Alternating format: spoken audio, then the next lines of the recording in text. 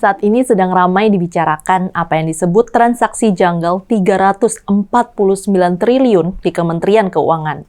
Rasanya, masyarakat perlu menuntut agar kasus ini bisa dibongkar sejelas-jelasnya. Ingat ya, ini nggak berarti ada korupsi sebesar 349 triliun di Kementerian Keuangan. Kalimat yang digunakan adalah transaksi janggal, bukan korupsi. Memang sangat mungkin dari dana seraksasa itu sebagian masuk kantong-kantong para pejabat. Tapi supaya kita tahu, memang perlu ada usaha yang serius membongkarnya. Nah, data itu semula berasal dari Pusat Pelaporan dan Analisis Transaksi Keuangan. PPATK ini kan memang punya otoritas untuk menelusuri aliran-aliran dana dari berbagai lembaga negara dan pemerintahan. Kemudian, temuan mereka disampaikan kepada Pak Mahfud MD, selaku Ketua Komite Koordinasi Nasional Pencegahan dan Pemberantasan Tindak Pidana Pencucian Uang.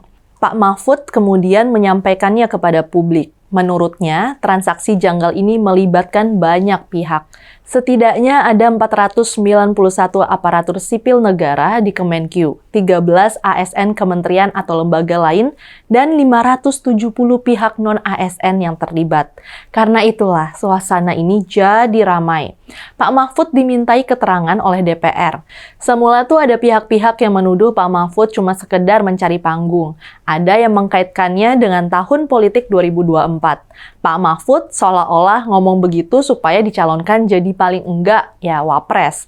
Tapi Pak Mahfud nggak peduli loh dengan semua omongan itu, dia terus bicara. Dia dengan terbuka datang dan menjelaskan temuan itu di depan DPR pada 29 Maret.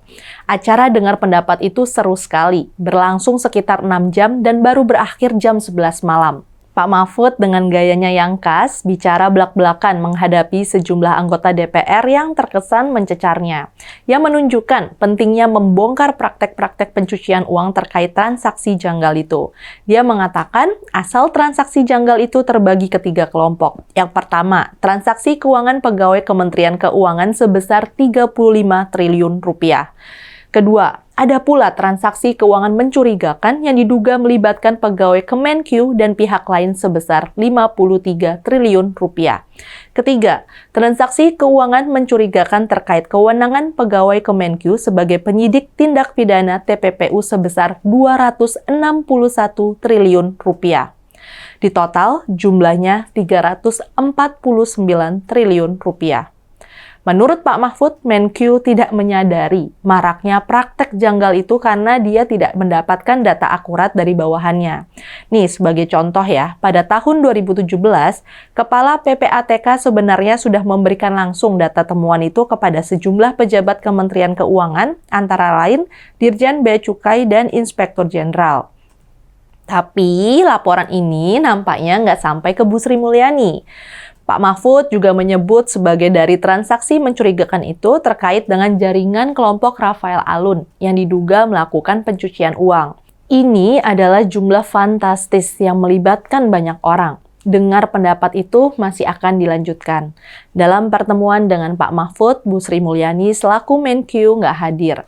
Karena itu akan ada pertemuan selanjutnya untuk semakin memperjelas kondisi sesungguhnya dengan mengundang Bu Sri Mulyani. Buat kami di CSW, ini adalah sebuah babak penting dalam perang kita melawan korupsi. Selama ini kita semua sudah tahu bahwa korupsi masih merajalela di Indonesia. Ini terjadi di berbagai lembaga negara, pemerintahan, dan juga DPR. Walaupun sudah banyak juga koruptor di penjara, tapi ancaman hukuman itu kayaknya belum cukup menakutkan. Berita-berita soal korupsi terus terdengar. Karena itulah, kasus transaksi janggal dengan jumlah fantastis ini bisa menjadi langkah awal untuk membongkar korupsi di Indonesia. Anehnya, setelah mendengar penjelasan gamblang dari Pak Mahfud, partai-partai politik nampak gamang. Karena itu, CSW mendukung langkah Partai Solidaritas Indonesia yang meminta DPR untuk membentuk panitia khusus atau pansus terkait transaksi janggal itu. PSI menyatakan temuan itu bisa menjadi pintu masuk untuk membongkar jejaring praktik pencucian uang yang mungkin sekali melibatkan pejabat, bukan hanya Kemenkyu tapi juga kementerian-kementerian lain. Wakil Ketua Dewan Pembina PSI, Sisgrace Natali, mengatakan pembentukan pansus ini sangat mendesak. Sisgrace melihat ada upaya untuk menutupi kasus ini. Jika benar demikian, masalah ini sangatlah serius, ujar Sisgrace. Menurut Sisgrace, jika kasus ini melaju tanpa pengawalan spesial, upaya memberantas tindak pidana pencucian uang akan sulit dilakukan.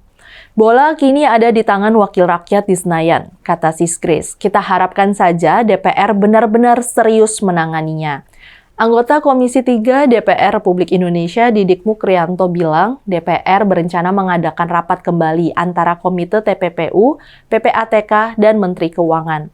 Kita harapkan saja semua pihak bersama mendukung langkah-langkah yang sudah dimulai ini. Kita juga harus mendorong partai-partai politik yang sudah ada di DPR bersedia terlibat dalam proses pembongkaran kejanggalan transaksi yang melibatkan dana raksasa ini. Saya, Rizka Putri, undur diri.